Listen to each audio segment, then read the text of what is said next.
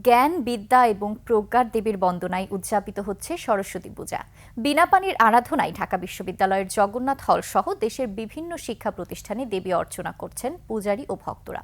Tanzila তাসনিমের report. শাস্ত্রীয় বিধান অনুসারে মাঘ মাসের শুক্লা পঞ্চমী তিথিতে বিদ্যা ও সঙ্গীতের দেবী সরস্বতীর আরাধনায় সনাতন ধর্মাবলম্বীদের অন্যতম এই উৎসব। বসন্ত পঞ্চমী নামেও পরিচিত এই উৎসবে বিভিন্ন শিক্ষা প্রতিষ্ঠান ও ছাত্রছাত্রীদের বাড়িতে শ্রদ্ধার নৈবেদ্যে দেবীর পূজা করা হয়।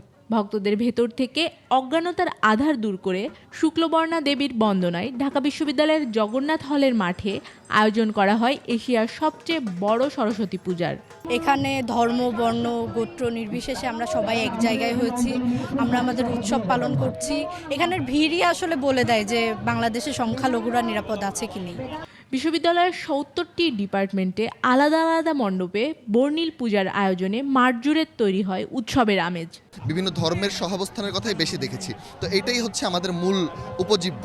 অ্যান্টিঅক্সিডেন্ট ও ফ্লেভোনয়েড সমৃদ্ধ ফ্রেশ প্রিমিয়াম টি এক কাপে কাঁপিয়ে দিন। হিন্দু, মুসলিম, বৌদ্ধ, খ্রিস্টান সবাই এই পূজার মধ্যে অংশগ্রহণ করছে।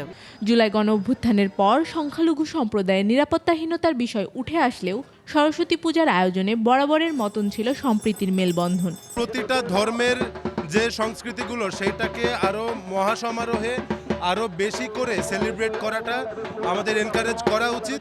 হিন্দু, বৌদ্ধ, খ্রিস্টান, মুসলিম সবাই আছে এখানে, সবাই একসাথে আমরা উদযাপন করছি। ঢাকা বিশ্ববিদ্যালয়ে পালিত হচ্ছে জ্ঞান এবং বিদ্যার দেবী সরস্বতীর পূজা। হিন্দু, মুসলমান সহ সকল ধর্ম এবং গোত্রের দেশ এই বাংলাদেশ। সকলের আশা সবাই শান্তিতে এবং সম্প্রীতিতে এই দেশে বাস করবে। তানজিলা তাসনিম, ২১ টেলিভিশন, ঢাকা।